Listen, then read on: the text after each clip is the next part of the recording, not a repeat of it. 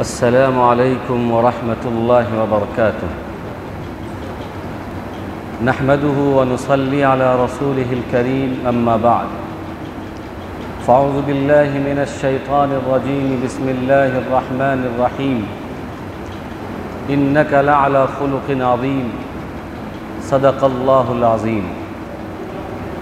اللہم صل علی سیدنا مولانا محمد فی اول کلامنا اللہم صل علی سیدنا مولانا محمد فی اوسط کلامنا اللہم صل علی سیدنا مولانا محمد فی آخر کلامنا۔ معزز سامعین کرام، گزشتہ 6 ہفتوں سے آپ تمام حضرات آپ صلی اللہ علیہ وسلم کے اخلاق اور سیرت پر گفتگو سماعت فرما رہے ہیں۔ گزشتہ ہفتے بھی آپ صلی اللہ علیہ وسلم کی سیرت اور اخلاق پر گفتگو شروع ہوئی تھی۔ طبرانی شریف کا اور زید بن ثانہ کا واقعہ شروع کیا گیا۔ درمیان میں احمق انجینئر مرزا کی گفتگو آ گئی تو بات اسی پر چلی اور گفتگو وہیں پر ختم ہو گئی۔ میں نے آپ سے گزشتہ ہفتے یہ کہا تھا کہ میں آپ کو طبرانی شریف سے ایک واقعہ جو کہ بہت خوبصورت ہے وہ واقعہ بیان کر رہا ہوں۔ درمیان میں جملہ معترضہ کے طور پر دوسری گفتگو شروع ہو گئی تھی اور اخیر تک وہی گفتگو چلتی رہی، اس لیے ہم گزشتہ ہفتے والی بات کو پھر سے شروع کرتے ہیں اور اس کو اختتام کرتے ہیں۔ طبرانی شریف کے اندر اللہ کے نبی صلی اللہ علیہ وسلم کی سیرت کے اور سنت کے اور اخلاق کے تعلق سے ایک بہت خوبصورت دلچسپ واقعہ نقل کیا گیا کہ زید بن ثانہ ایک یہودی عالم جو مدینے کے ہیں، اور مدینے میں بہت کم لوگ ایسے تھے جنہوں نے یہودی بہت کم ایسے تھے مدینے کے جنہوں نے اسلام قبول کیا تھا۔ زید بن ثانہ اسی قلیل لوگوں میں سے ایک ہیں جو یہودی عالم تھے اور حق کے متلاشی تھے، حق تلاش کرنے والے تھے۔ یہیں سے بات ہماری جو ہے دوسری طرف چلی گئی تھی کہ حق تلاش اگر کوئی آدمی کرتا ہے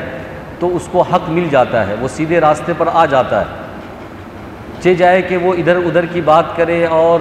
کیڑے نکالے اور اکابرین کے اندر اور کتاب کے اندر کیڑے نکالے تو اس کو حق نہیں ملتا۔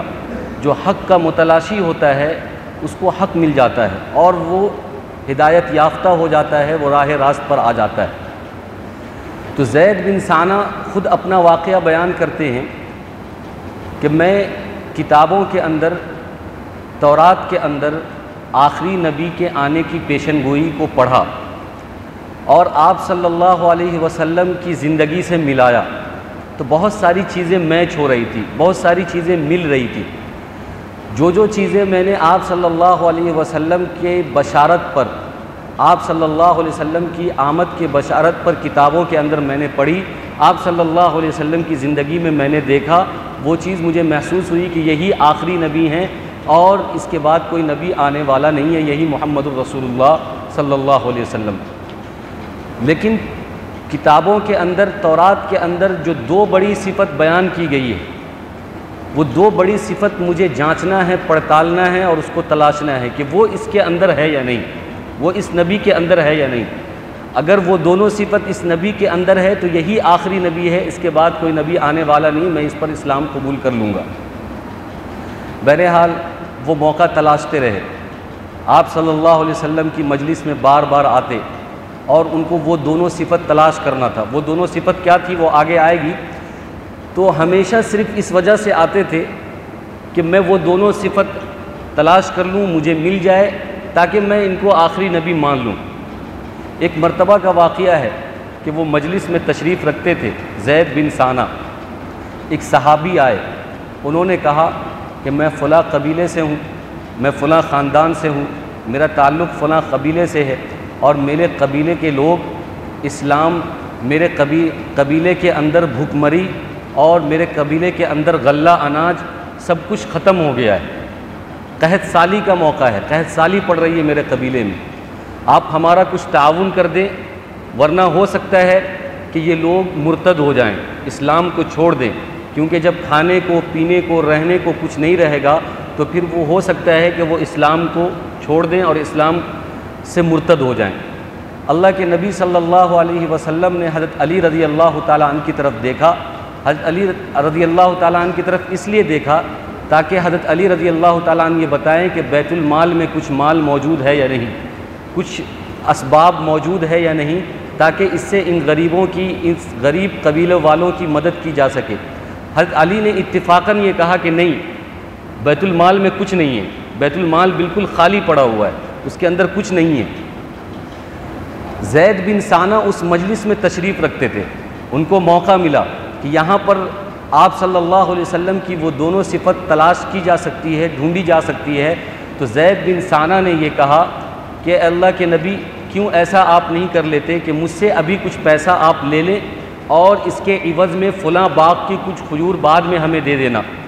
آپ صلی اللہ علیہ وسلم نے کہا کہ ہمیں منظور ہے، پیسہ ہمیں دے دو، لیکن تم جو باغ کی قید لگائے ہو اور باغ کو متعین کر رہے ہو کہ فلاں باغ سے کھجور دے دینا، تو ایسا مت کرو، ہم اتنی ہی کھجوریں کسی بھی باغ سے ہم تم کو بعد میں دے دیں گے، پیسہ ہمیں دے دو۔ پھر اللہ کے نبی صلی اللہ علیہ وسلم نے زید بن ثانہ سے پیسہ لیا اور اس پیسے کو اس صحابی کو دیا جو صحابی گھوڑے سے اترے تھے اور جنہوں نے یہ شکایت کی تھی کہ فلاں قبیلے سے آئے ہیں اور فلاں قبیلے کے اندر قحط سالی پڑی ہوئی ہے۔ اللہ کے نبی صلی اللہ علیہ وسلم نے مال اس کو دیا اور کہا کہ اعجل علیہم واغثہم بہا، کہ تم ان کے ساتھ جاؤ، جلدی کرو اور ان کی مدد کرو، کہیں ایسا نہ ہو کہ وہ لوگ مرتد ہو جائیں یا ان کے جان کو خطرہ ہو، تو جلدی جاؤ، ان کی مدد کرو۔ یہاں پر ایک بات یہ سمجھنی ہے، عام طور پہ ہم نے بھی دیکھا ہے اور آپ نے بھی یہ محسوس کیا ہوگا کہ مفلسی کی زندگی، غربت کی زندگی اور بیچارگی کی زندگی آدمی کو دین چھوڑنے پر مجبور کر دیتی ہے، آدمی اپنے دین کو چھوڑ دیتا ہے۔ یہ الگ بات ہے کہ حالت چاہے جیسی بھی ہو، جانکنی کا عالم ہو، قحط سالی کا عالم ہو، بھوک اور پیاس کا عالم ہو،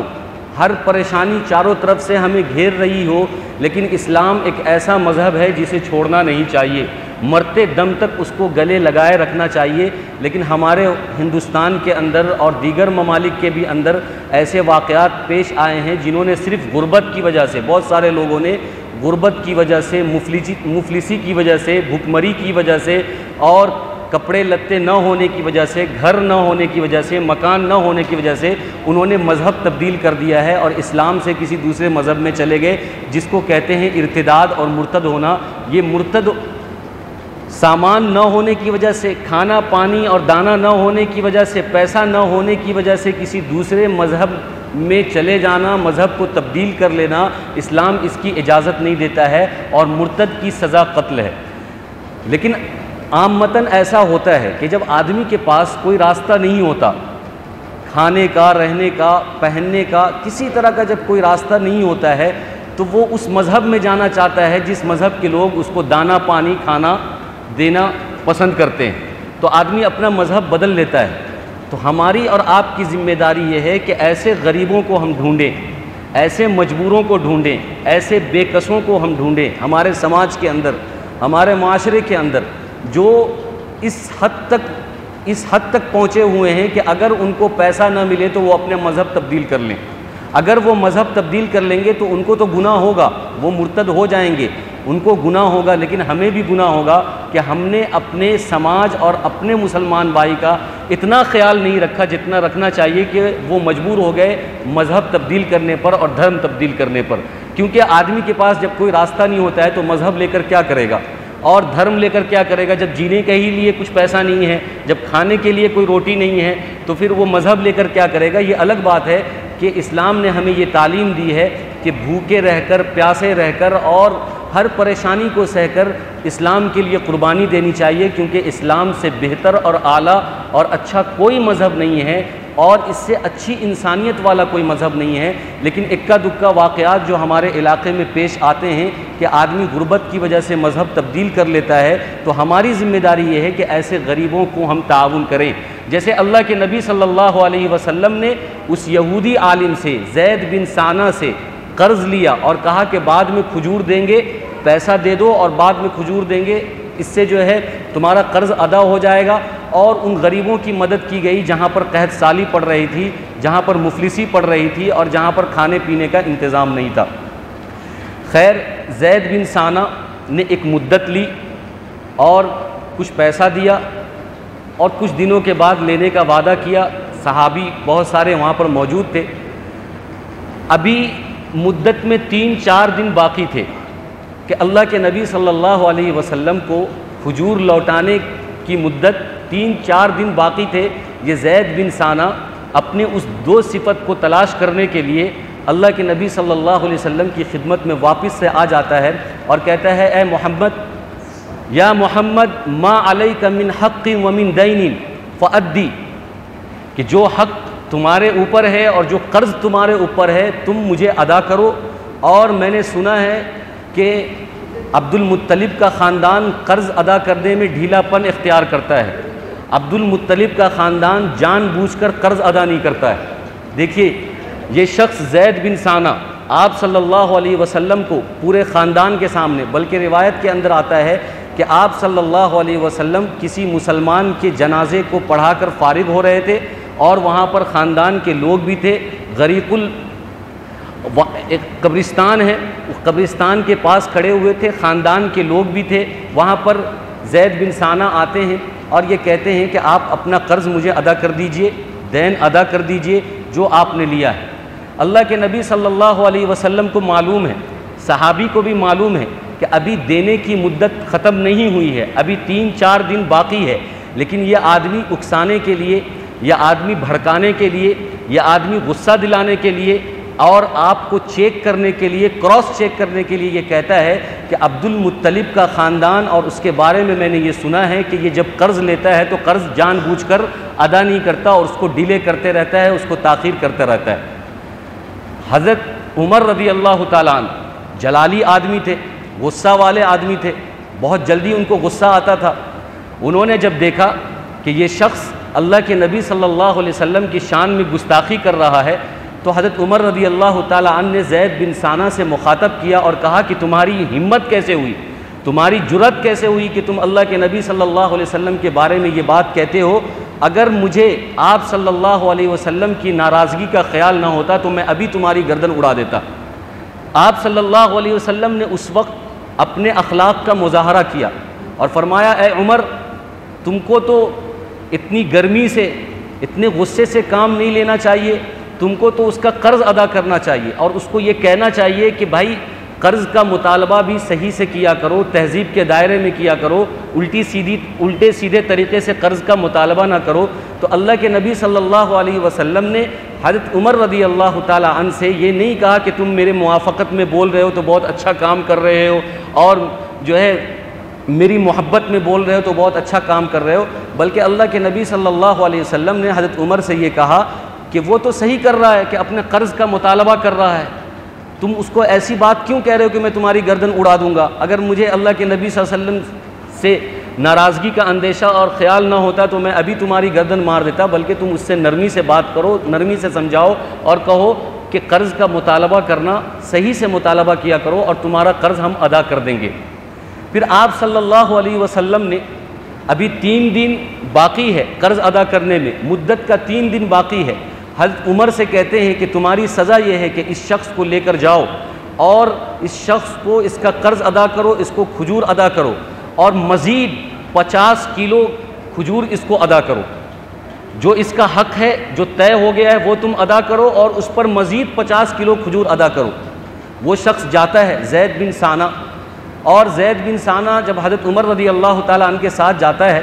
اور حضرت عمر رضی اللہ تعالیٰ عنہ قرض ادا کرتے ہیں اور اس پر 50 کلو مزید کھجور ادا کرتے ہیں، تو یہ زید بن ثانہ کہتا ہے کہ مجھے یہ بات سمجھ میں نہیں آ رہی ہے کہ 50 کلو مزید تم کیوں مجھے دے رہے ہو؟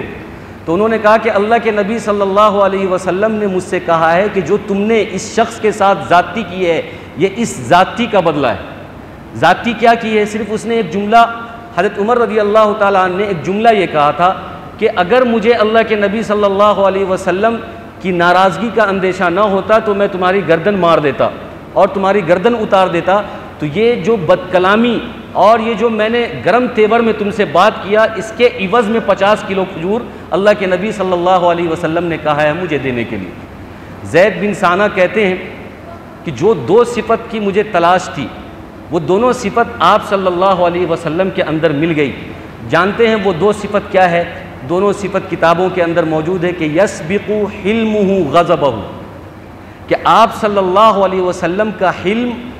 غالب تھا آپ صلی اللہ علیہ وسلم کے غصے پر، یعنی آپ صلی اللہ علیہ وسلم کا قوت برداشت، آپ صلی اللہ علیہ وسلم کا حوصلہ،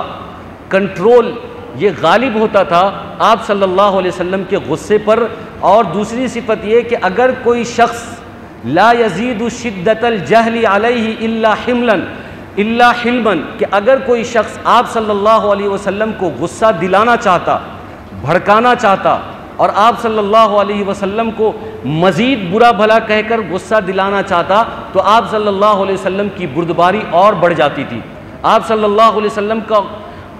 حوصلہ اور بڑھ جاتا تھا، برداشت کرنے کی طاقت اور بڑھ جاتی تھی۔ اور یہ دونوں باتیں تورات کے اندر زید بن ثانہ نے پڑھی تھی، کہا کہ آخری نبی کی یہ نشانی اور علامت ہوگی کہ اس کے اندر حلم ہوگا، اس کے اندر برداشت کرنے کا مادہ ہوگا، اس کے اندر کنٹرول کرنے کا مادہ ہوگا۔ اور دوسری صفت یہ ہوگی کہ اگر اس کو کوئی غصہ دلائے گا تو اس کا غصہ بڑھے گا نہیں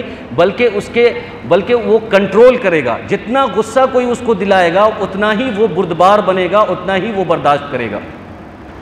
آج کے دور میں بہت کم انسان آپ کو ایسے ملیں گے، اس میں میں بھی شامل ہوں، بہت کم لوگ ایسے ملیں گے کہ کوئی آدمی اس کو غصہ دلائے، اس کی بے عزتی کرے، اس کو ذلیل کرے، اس کے خاندان کے لوگوں کو ذلیل کرے اور اس کو نیچا دکھانے کی کوشش کرے، اور وہ آدمی برداشت کرتا رہے۔ ایسا بہت کم ہوگا کہ کوئی آدمی جان بوجھ کر اس کو انگلی کر رہا ہے،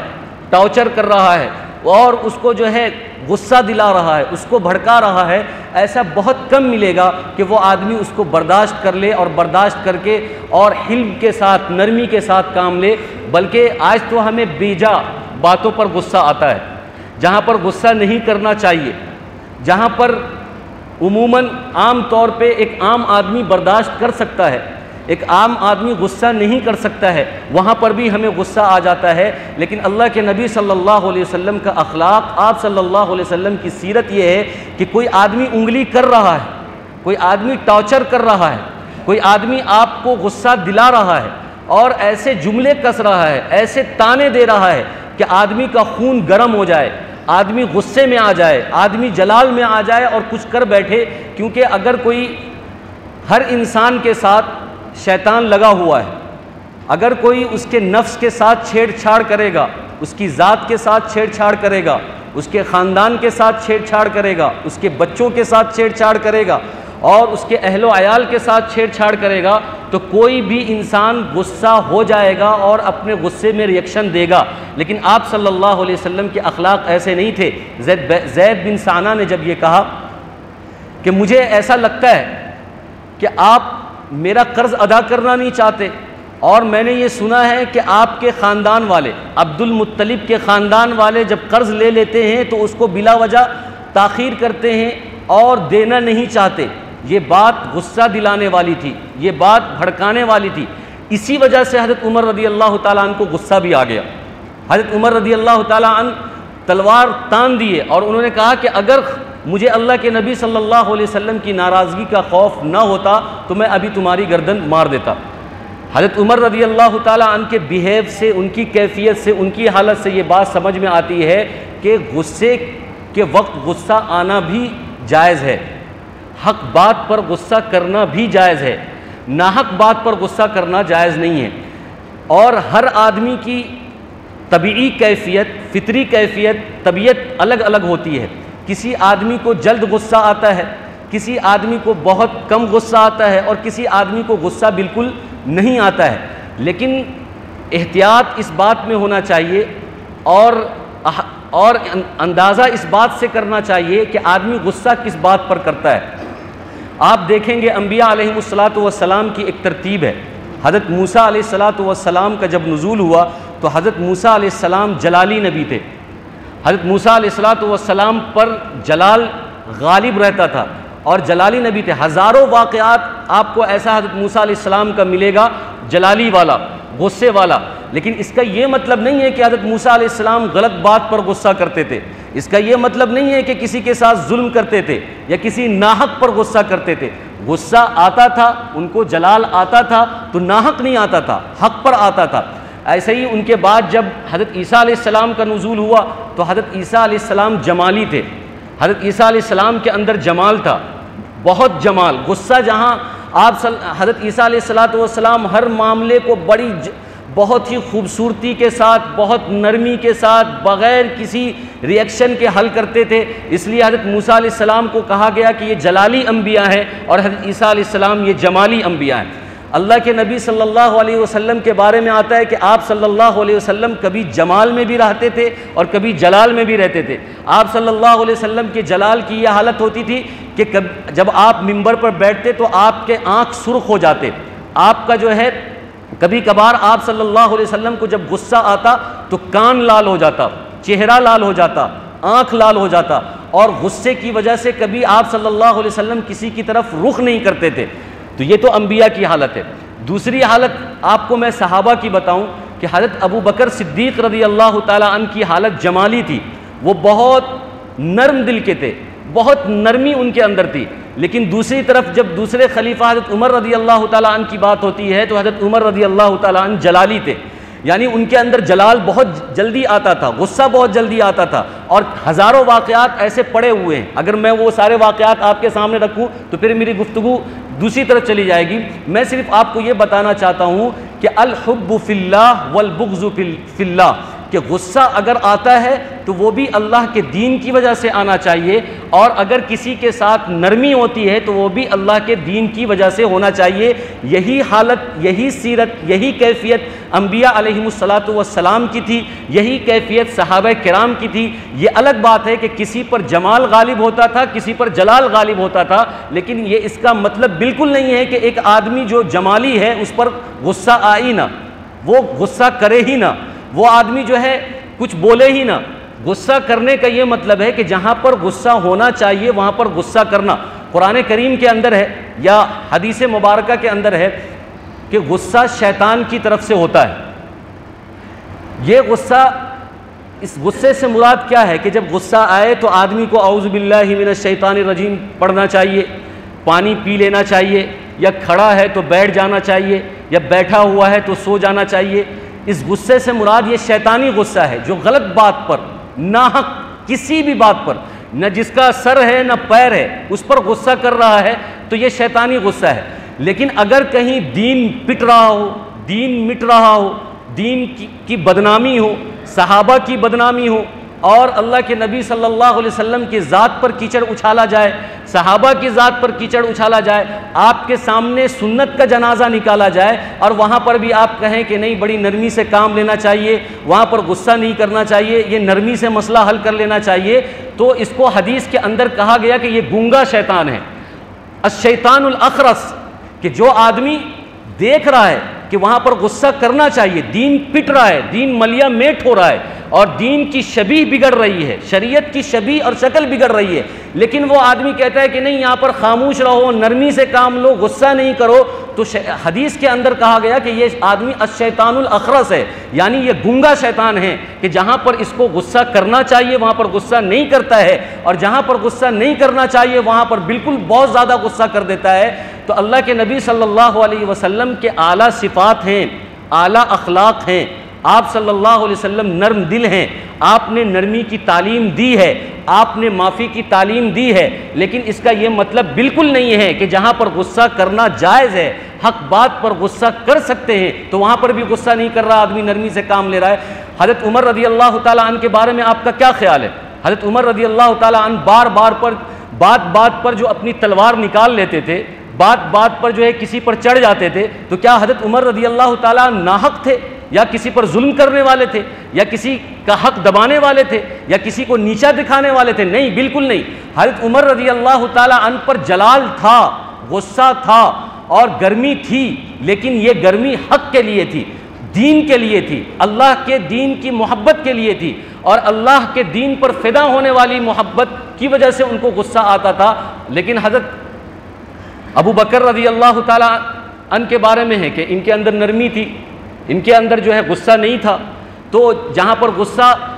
ایسا نہیں ہے کہ حضرت ابو بکر صدیق رضی اللہ تعالیٰ عنہ کو غصہ نہیں آتا تھا. میں ایک واقعہ ان کا سنا دوں, کیونکہ حضرت ابو بکر صدیق رضی اللہ تعالیٰ عنہ کے بارے میں یہ مشہور ہے کہ یہ بہت جمالی تھے, ان کے اندر غصہ بالکل نہیں آتا تھا. لیکن میں ایک غصے کا واقعہ سناؤں, اور ایسا غصہ کہ اس وقت صحابی نے کسی نے نہیں کیا. جب اللہ کے نبی صلی اللہ علیہ وسلم کا انتقال ہوا, جب آپ صلی اللہ علیہ وسلم دنیا سے پردہ فرما گئے, تو غصہ آیا حضرت عمر رضی اللہ تعالیٰ عنہ کو, اور وہ دروازے پر کھڑے ہو گئے اور کہنے لگے کہ اگر کوئی شخص یہ کہے گا کہ نبی کا انتقال ہو گیا تو میں اس کی جان مار دوں گا, میں اس کو قتل کر دوں گا. اب یہ غصے میں کہہ رہے ہیں, محبت میں کہہ رہے ہیں حضرت عمر رضی اللہ تعالیٰ عنہ کہ اگر کسی نے کہا کہ نبی کی وفات ہو گئی,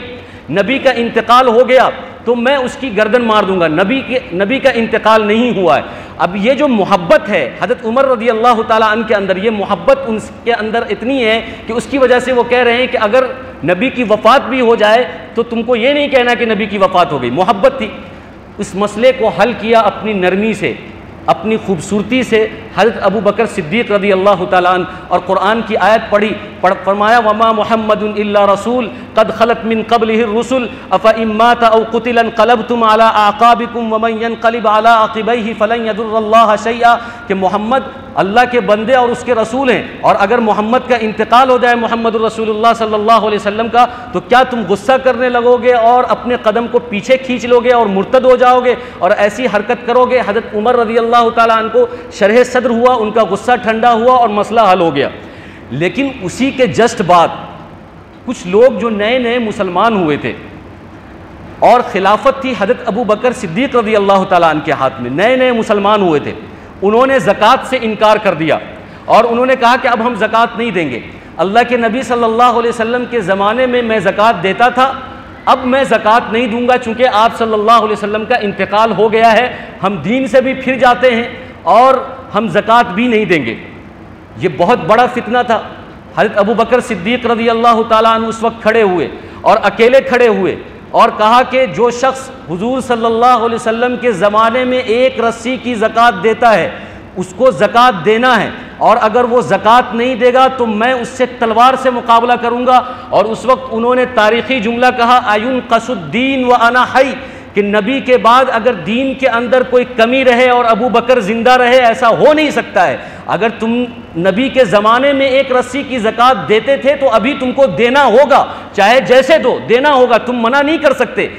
وہاں پر کچھ صحابی کی یہ رائے تھی, وہ کہتے تھے کہ اتنا غصہ ٹھیک نہیں ہے حضرت ابو بکر صدیق رضی اللہ تعالیٰ عنہ سے, کہ آپ کا اتنا غصہ ٹھیک نہیں ہے, کیونکہ ابھی ایک مسلمان کی جماعت کو جہاد پر جانا ہے اور خانہ جنگی شروع ہو جائے گی, اور آپ گھر میں جو چند مسلمان ہیں صحابی اس سے آپ لڑیں گے, اور ایک لشکر ابھی باہر جائے گا تو مسلمان کی جماعت تتر بتر ہو جائے گی, اور یہ موضوع ٹھیک نہیں ہے اور یہ فیصلہ ٹھیک نہیں ہے. آپ یہ قول اپنا واپس لے لیں کہ نہیں میں اس سے جنگ نہیں کروں گا. لیکن حضرت ابو بکر صدیق رضی اللہ تعالیٰ عنہ اپنے جملے پر, اپنے فیصلے پر ڈٹے رہے کہ مسلمان جائے گی جماعت میں اور مسلمان جائے گی جہاد میں, ایک جماعت مسلمان کی جہاد میں جائے گی. لیکن وہ لوگ جو لوگ انکار کر رہے ہیں کہ ہم زکوٰۃ نہیں دیں گے, ایک رسی کی زکوٰۃ نہیں دیں گے, میں اس سے قتال کروں گا, میں اس سے جہاد کروں گا اور تلوار سے فیصلہ کروں گا, اور اگر آپ کو ہمارے ساتھ آنا ہے تو آئیے. پھر بعد میں صحابہ کو شرح صدر ہوا, صحابہ نے کہا کہ نہیں حضرت ابو بکر صدیق کا فیصلہ ٹھیک ہے.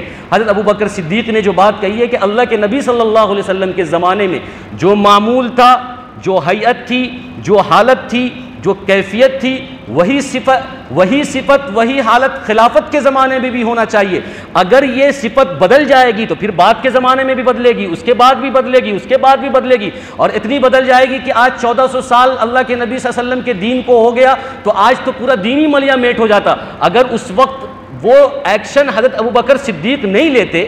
اور وہ سخت ایکشن نہیں لیتے تو یہ جو دین کی وہ شکل ہمارے سامنے موجود ہے وہ شکل نہیں ہوتی. کوئی بھی ایرا گہرا نتھو خیرا آتا منہ اٹھا کے بولتا کہ دین کے اندر یہ ختم کر دو. وہاں جیسے زکوٰۃ ختم کرنے کی بات ہو رہی تھی, وہ کہتے کہ قرآن کی اس آیت کو مٹا دو, قرآن کا یہ مفہوم نکال دو, یا حدیث کا یہ معنی نکال دو, یہ صحیح نہیں ہے. لیکن حضرت ابو بکر صدیق کا وہ گرمی والا فیصلہ ہی ہے جو آج دین کو صحیح شکل اور صحیح نوعیت میں باقی رکھے ہوا ہے. اللہ تبارک و تعالی ہم سب کو کہنے سننے سے زیادہ عمل عمل کی توفیق عطا فرمائے۔ خلاصہ یہ ہے کہ گرمی کے وقت گرمی، نرمی کے وقت نرمی، آپ صلی اللہ علیہ وسلم کی سیرت سے، صحابہ کی سیرت سے، صحابہ کی سنت سے داخل ہے۔ اللہ ہم سب کو عمل کی توفیق عطا فرمائے، آمین۔ وآخر دعوانا الحمدللہ رب العالمین۔